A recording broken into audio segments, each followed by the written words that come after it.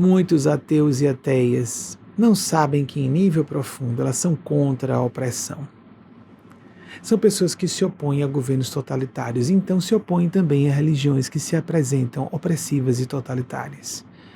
São pessoas que são anticlericais, como não gostam da política partidária, mas embora haja políticos que entram na política partidária e sejam decentes, podem ser uma minoria, mas é claro que existem.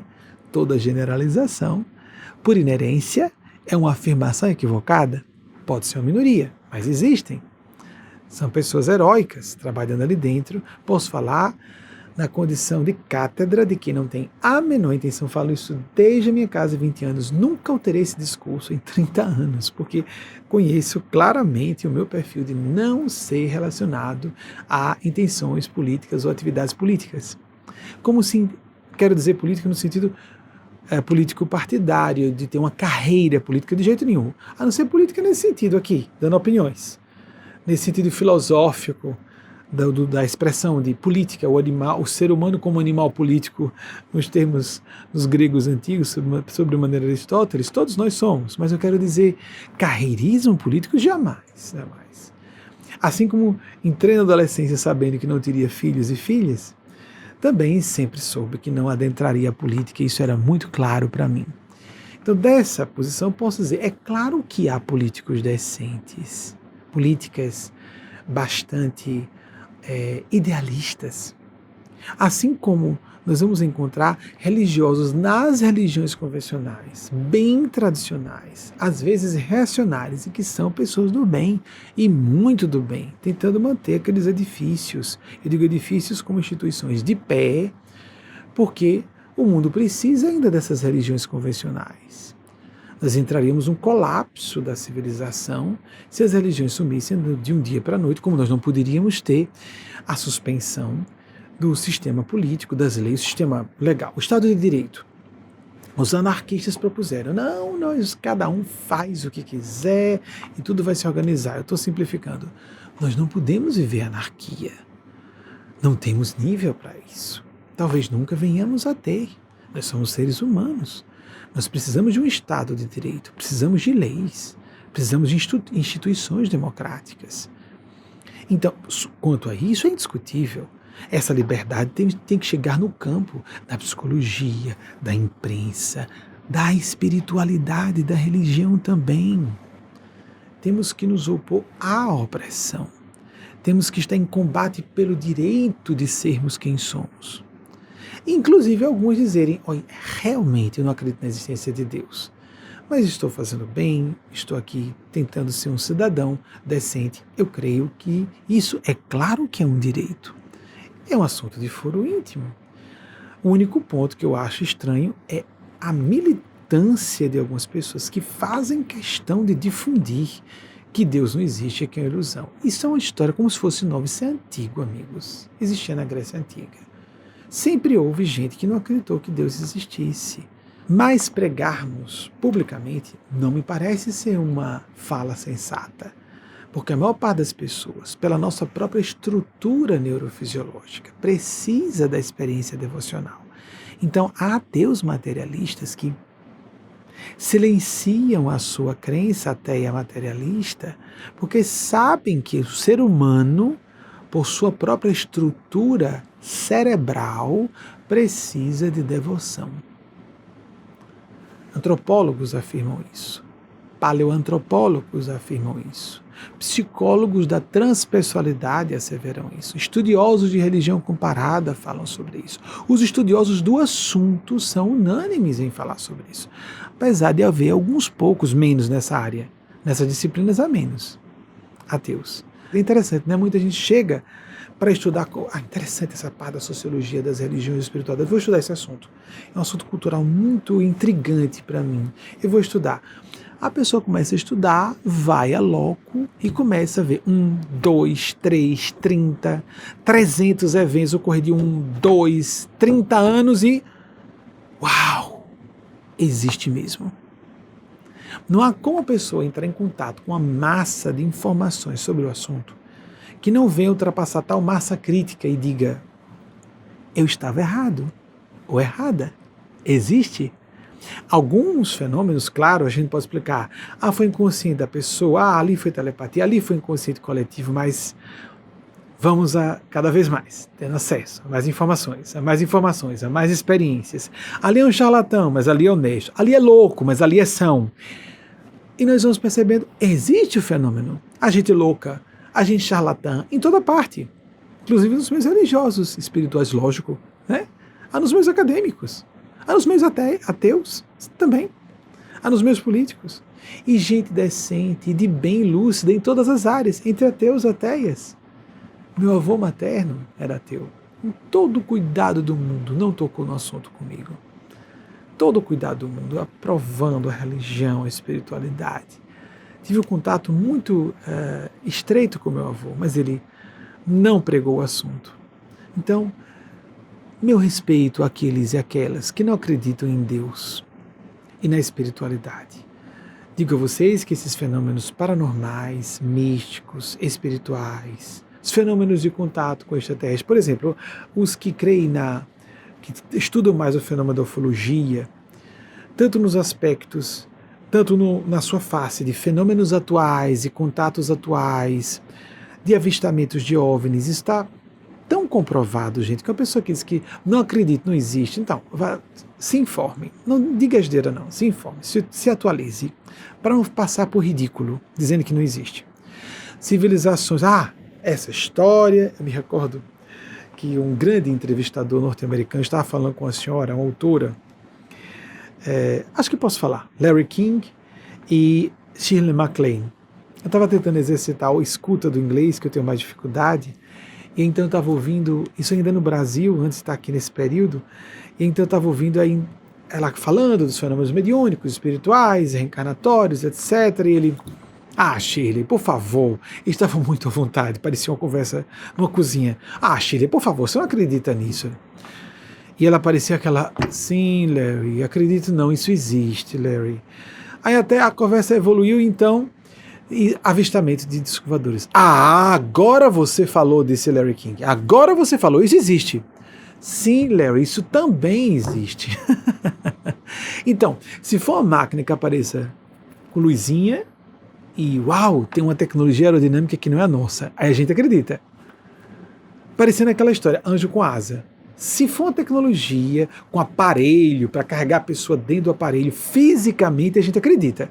Isso é o nosso paradigma de nossa tecnologia de hoje, apenas aprimorado.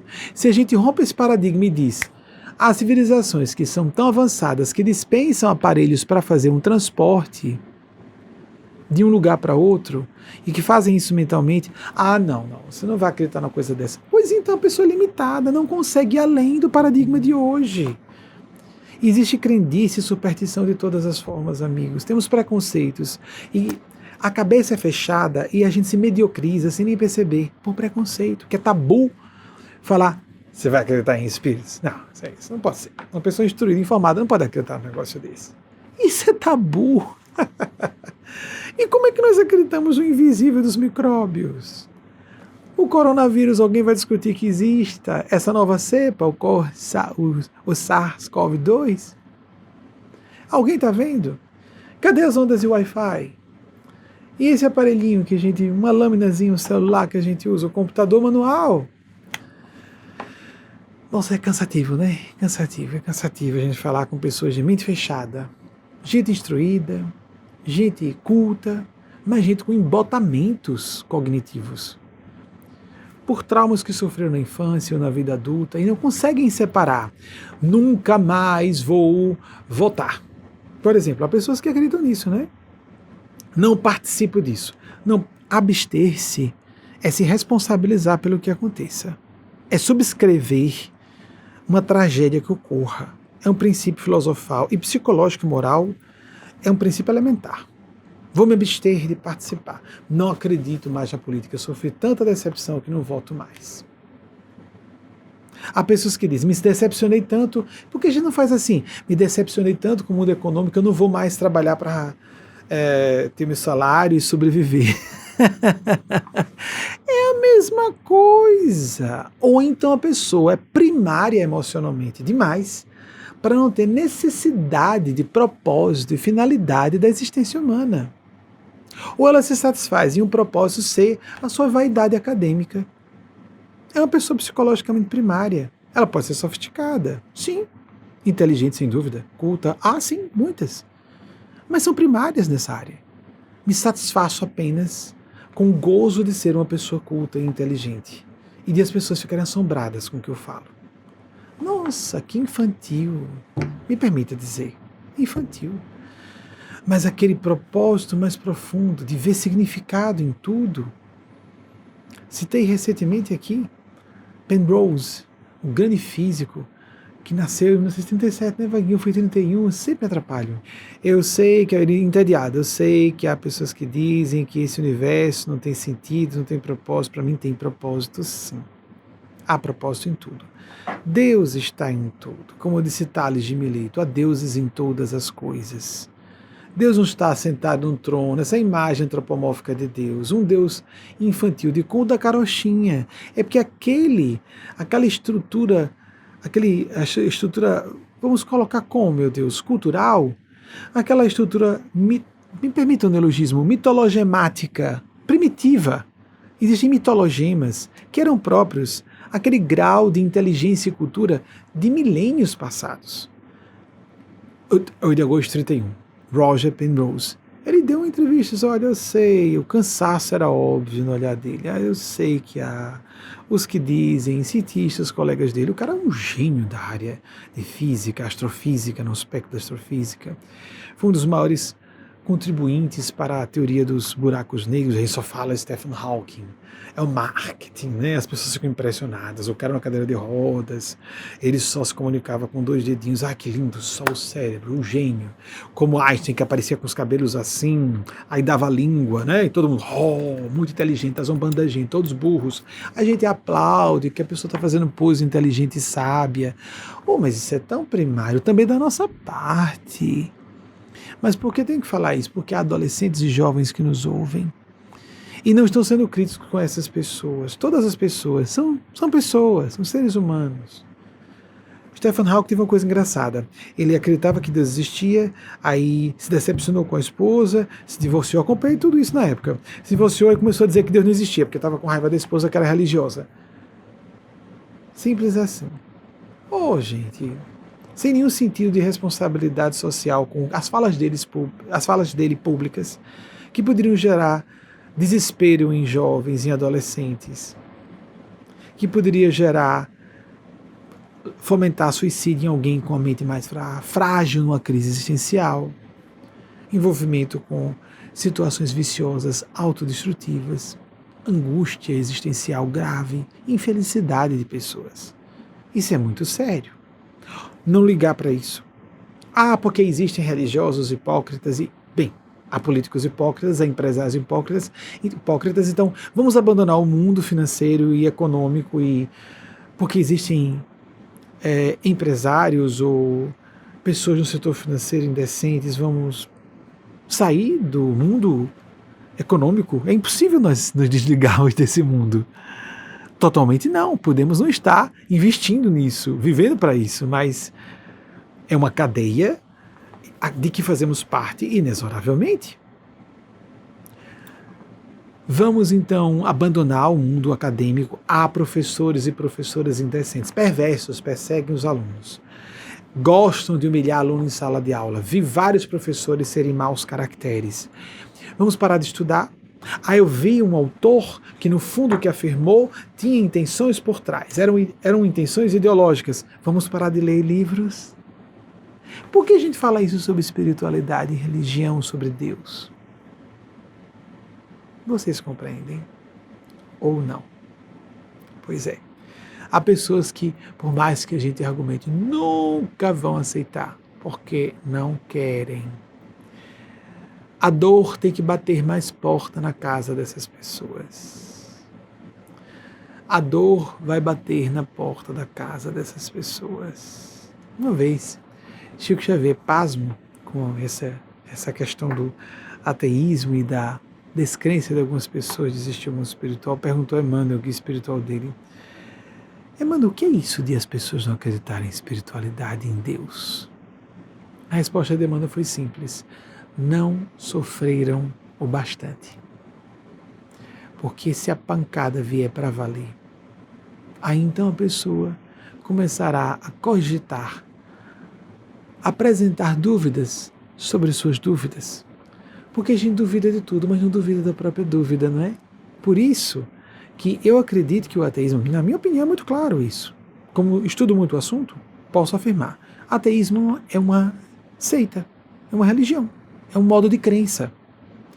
Ver um universo complexo como esse e considerar que isso tudo seja obra do acaso, não se acreditar em história da carochinha. É impressionante.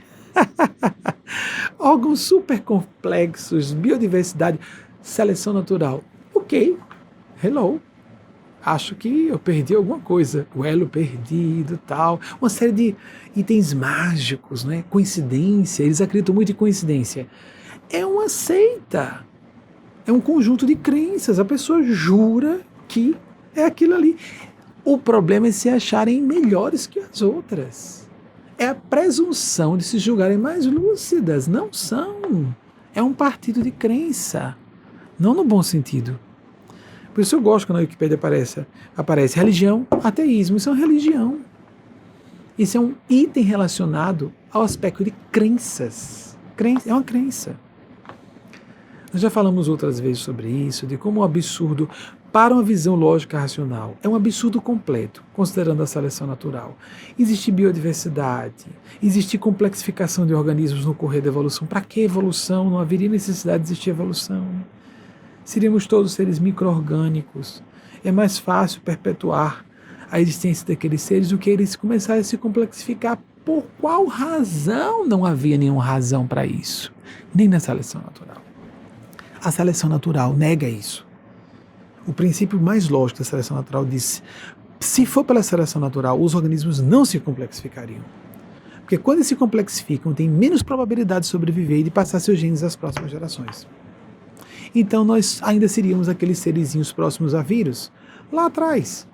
Como foi o surgimento da vida na Terra há 3 bilhões e 800 milhões de anos aproximadamente, segundo os estudiosos da geologia, e que dizem que lá, e por muito tempo ficamos assim, de repente no espaço de 5 milhões de anos, pá, só 5.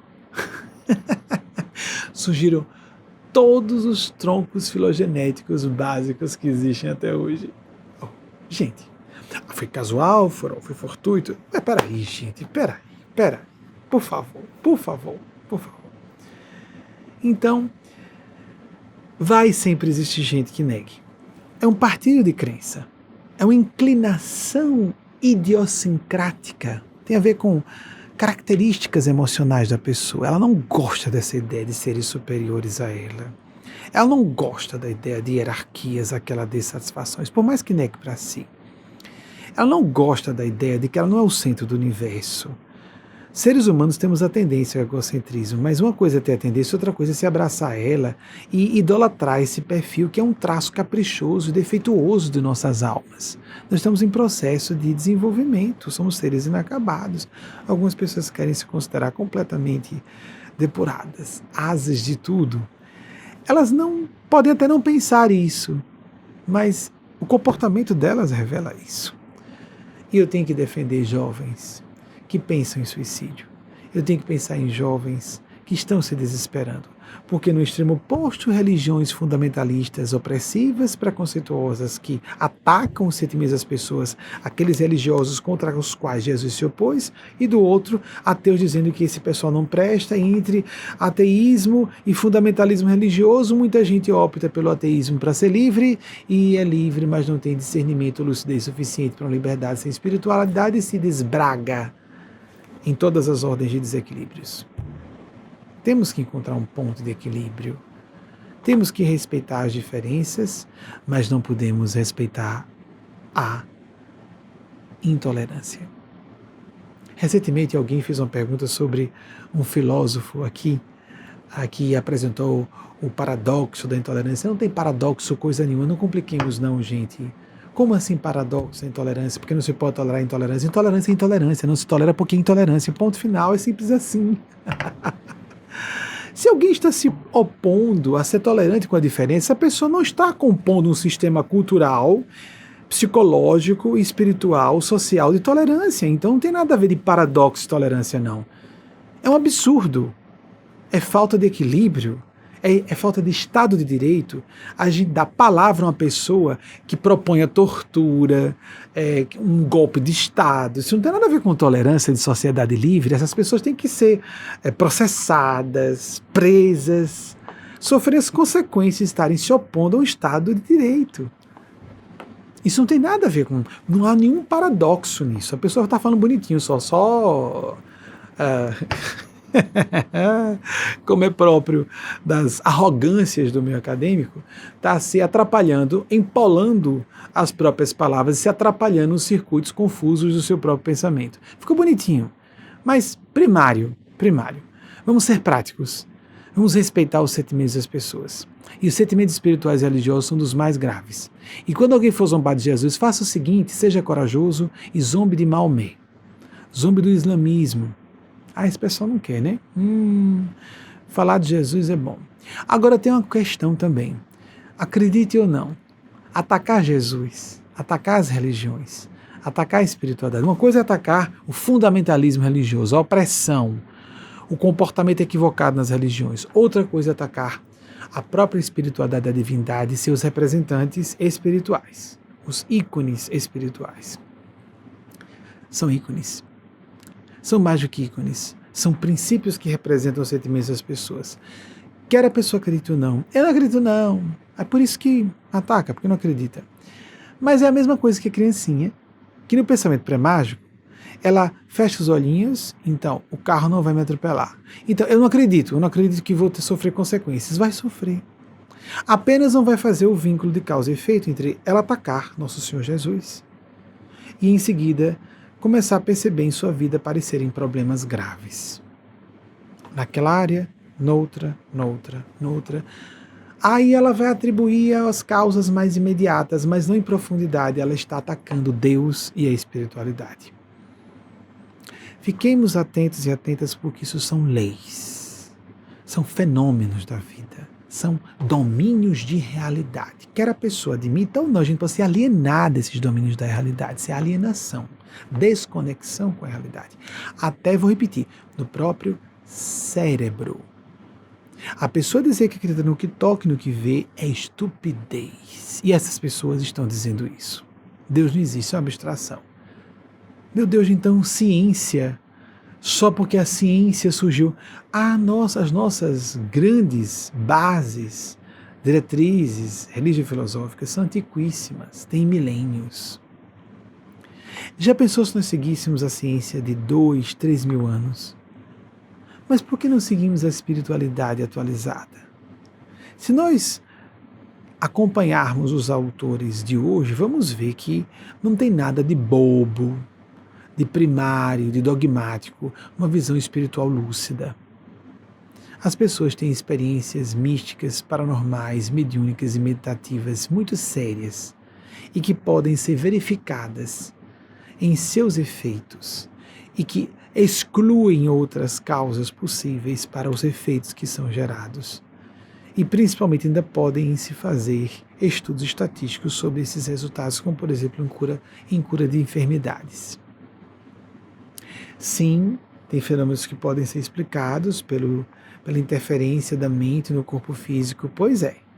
E aí começamos a entrar no terreno nebuloso ou complexo, difuso porque profundo, da espiritualidade, do psiquismo, da paranormalidade, da espiritualidade, até que cheguemos à divindade. É uma questão de abertura mental para enxergar um quadro mais amplo.